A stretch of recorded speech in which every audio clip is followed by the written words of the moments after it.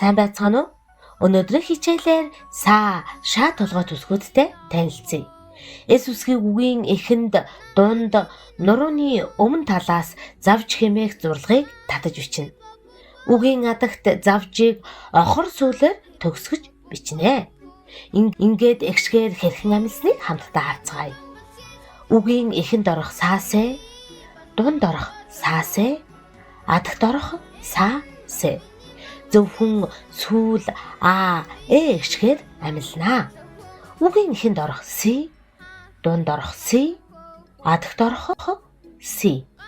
Монгол бичгийн си үеийг монгол хэлний иш үсгээр баримжаалан уншина. Үгийн эхэнд орох соосуу, сөөсүү, дунд орох соосуу, сөөсүү, адагт орох соосуу, сөөсүү.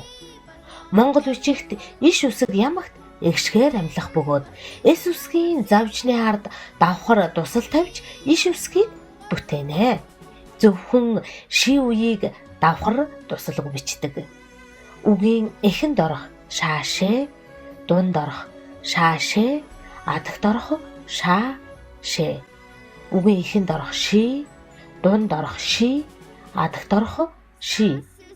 Үгийн эхэнд орох шоошуу, шөөшүү, дунд орох шоошуу, шөөшүү, адагт орох шоошуу, шөөшүү. Ингээд хамтдаа дасгал ажиллацгаая. Зургийн нэрийг монгол бичгээр нэрлэж бичээрэй. Солонга, шибагу, сара, агуулас, сонин, шуугуй, шоо. Хэрхэн бичсэнийг хамтдаа харъя.